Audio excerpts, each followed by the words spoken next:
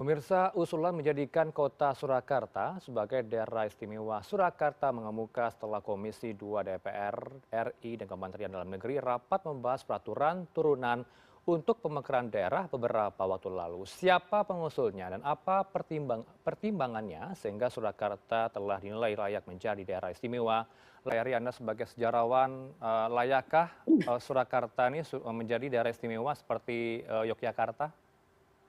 Ya, ini saya sebagai sejarawan mau nggak mau mengutip tulisan-tulisan lama atau Hmm, kajian-kajian ilmiah bahwa di sisi ini dalam konteks sejarah selalu mendapat penolakan, ya. ya.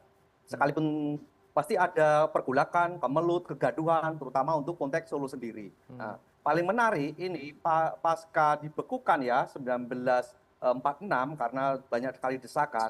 1948 itu muncul lagi.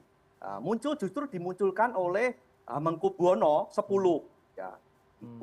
Mangkubuwono IX, sorry. Nah, mereka menempatkan pola yang baru. Jadi keraton di sini ditempatkan, Keraton Kasunanan dan Puro Mangkunagaran ditempatkan sebagai dewan. Mhm. Ya. Jadi bukan penguasa, tapi dewan pengawas, dewan pertimbangan. Ini. Kemudian kepalanya itu bisa dipilih. Ini model baru Oke. gitu. Nah, jadi bukan keraton yang memimpin itu 1948.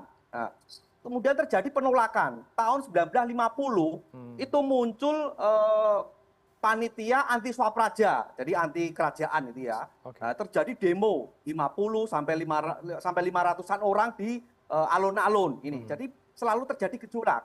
Karena apa? Karena terjadi penolakan, bahkan ini bukan hanya kelompok kanan atau kiri, kelompok partai pun juga ikut. Nih, jadi ada Mhm. partai PNI, PKI juga hadir, kemudian Masumi pun juga muncul. Karena apa? Ini penentangan terhadap eh, aksi feodalisme, kemudian kalau feodalisme dipandang sebagai akar kebobrokan, Ya. ini berusaha untuk diurai dulu gini. Hmm. Jadi 1948 sudah muncul, kemudian ditolak. 1950 muncul lagi, ditolak lagi. Ini Oke. jadi terjadi kegaduhan terus. Mhm. Baik.